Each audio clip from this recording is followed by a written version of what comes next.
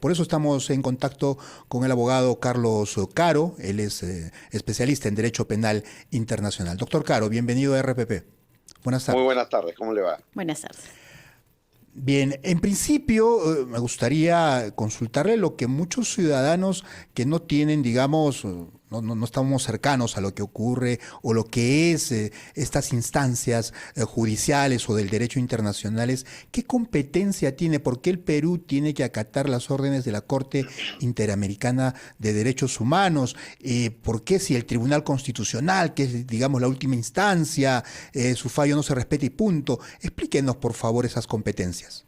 Claro, hay que tomar en cuenta que desde hace bastantes años el Estado peruano forma parte del Sistema Interamericano de Derechos Humanos, por lo tanto está sometido a la competencia de la Corte Interamericana, la que en materia de derechos humanos tiene la última palabra. Es decir, en el fuero interno, la última palabra la tiene siempre el Tribunal Constitucional, pero tratándose de casos de derechos humanos, y este caso tiene alguna relación con ello porque se vincula a los hechos de La Cantuta y Barrios Altos, la Corte Interamericana puede revisar los fallos que se emitan a nivel del fuero interno e incluso dejarlos sin efecto, al punto que existe la famosa sentencia del caso de La Cantuta y Barrios Altos, que ordena al Estado peruano a hacer todo lo necesario para perseguir, castigar, sancionar a los autores de estos hechos delictivos, entre ellos, para efecto del caso, el propio expresidente Alberto Fujimori. Es decir, doctor Caro, dentro de los escenarios legales posibles estaríamos hablando de que sí se podría anular el fallo del Tribunal Constitucional. Sin duda que sí, porque recordemos que a raíz del indulto que se le dio al señor Fujimori en el año 2017, al año siguiente, a los meses, la Corte Interamericana cita a una audiencia para controlar o revisar cómo se da la ejecución, digamos, de la sentencia del sistema interamericano, que implica precisamente lo que mencioné hace un momento, ¿no? La orden o el deber de perseguir y sancionar estos hechos. Y es ahí donde el Estado peruano se defiende diciendo, esto lo tengo que arreglar primero en mi fuero interno.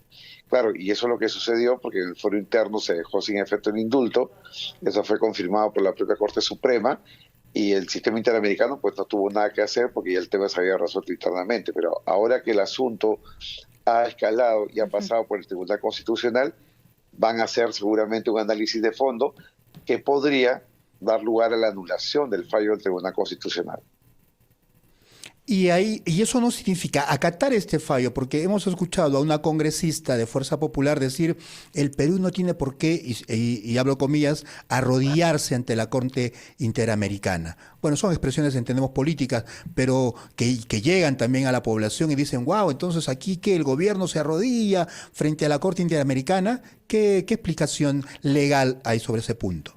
Sí, bueno, yo creo que el hecho de ser parte del sistema internacional ha llevado al Estado peruano a formar parte también de los países que se han sometido, digamos, a la competencia de la Corte Interamericana. Entonces, esto no es algo que provenga de una costumbre o de un hecho circunstancial, sino que hay un tratado, que es la Convención Interamericana de Derechos Humanos de San José de Costa Rica, suscrita por el Estado peruano, es un compromiso internacional.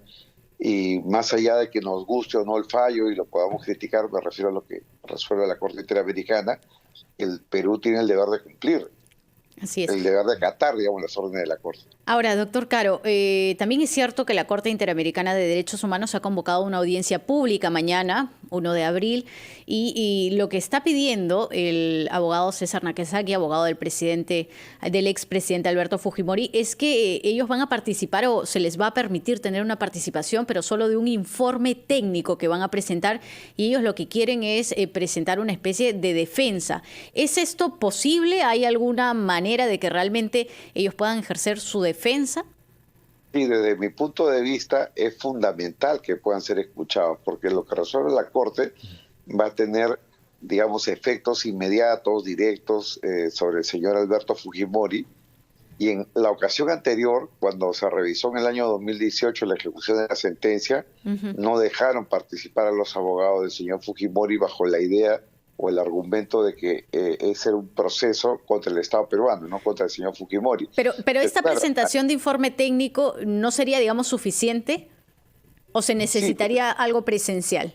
no, desde mi punto de vista, la parte documentaria, un informe técnico es importante, pero tengamos en cuenta que los sistemas procesales ahora se mueven en base a la oralidad, ¿no?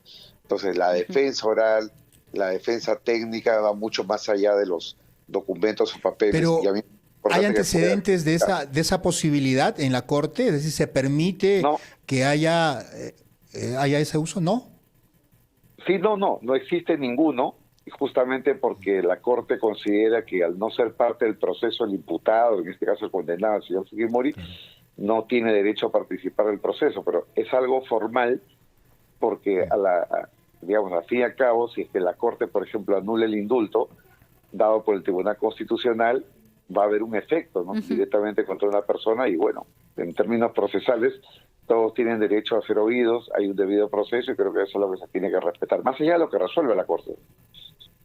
Y en este caso, rápidamente, ¿cómo se desarrolla esta audiencia? Lo interrumpimos unos segundos, por favor, espérenos, doctor Caro. Tenemos información en directo con Carlos Villarreal desde el Congreso de la República. Se ha iniciado el debate de la moción de censura contra el ministro de Salud, Hernán Condori. Escuchamos. Muchas gracias, Giovanna. Directo en directo, Congreso de la República. Así es, el parlamentario Diego Bazán, de Avanza País, sustenta la moción de censura contra el titular de salud. Escuchemos. Es muy baja. Por ejemplo, la cobertura de la vacunación contra sarampión, paperas y rubiola en Ucayali se encuentra en un 30%. Estamos hablando de un retorno de clases de todos nuestros niños que no han sido vacunados a tiempo, y esto sí se debe a la gestión del actual ministro. No echemos la culpa a las gestiones ministeriales anteriores. Veamos lo que hoy está sucediendo. Otro dato preocupante. En Loreto se encuentra en el 39% de la meta en la misma tipo de vacunación. En Madre de Dios se encuentra en un 41%. Y Lima se encuentra en un 48% al día de hoy. Es decir, la vacunación para este tipo de enfermedades no llega ni a la mitad en la mayoría de regiones del país. En pocas palabras, la vacunación no COVID es en estos momentos un desastre. De igual manera, el 30 de marzo del 2022, la vacunación contra la varicela se encuentra en un estado igualmente crítico.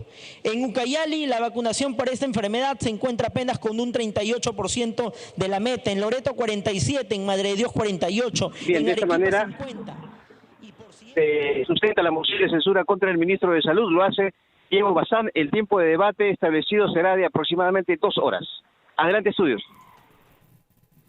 Muchas gracias a Carlos Villarreal desde el Congreso con importante información. Se inicia entonces el debate. Se está presentando la moción de censura contra el ministro Hernán Condori, ministro de Salud. Pero veníamos conversando con el abogado en Derecho Penal Internacional, Carlos Caro, y Johanna le había dejado planteada una pregunta, doctor, que la retoma Johanna, sí. Doctor Caro, sí, queríamos saber un poco cómo es este proceso de las audiencias. Sabemos, claro, va a ser pública mañana, pero ¿cuáles son los procesos? Y en todo caso también conocer cuáles son los plazos para tener una información como ciudadanos de la decisión final que se tome. Claro, acá esta audiencia se produce a petición de las víctimas, ¿no? Las víctimas, las que demandaron al Estado peruano ante la Corte, han solicitado una audiencia para que se revise si el Estado peruano está cumpliendo o no con la ejecución de la sentencia. Entonces, como tal, es una audiencia donde las víctimas, su defensa, los abogados van a exponer la posición que ha dado lugar a esa moción, y tras la exposición correspondiente el Estado peruano también puede tener una defensa a través de su abogado o el procurador que corresponda, para que, digamos, exista una respuesta y se cumple, digamos, con el debate, la contradicción, como se dice, el acusatorio, ¿no?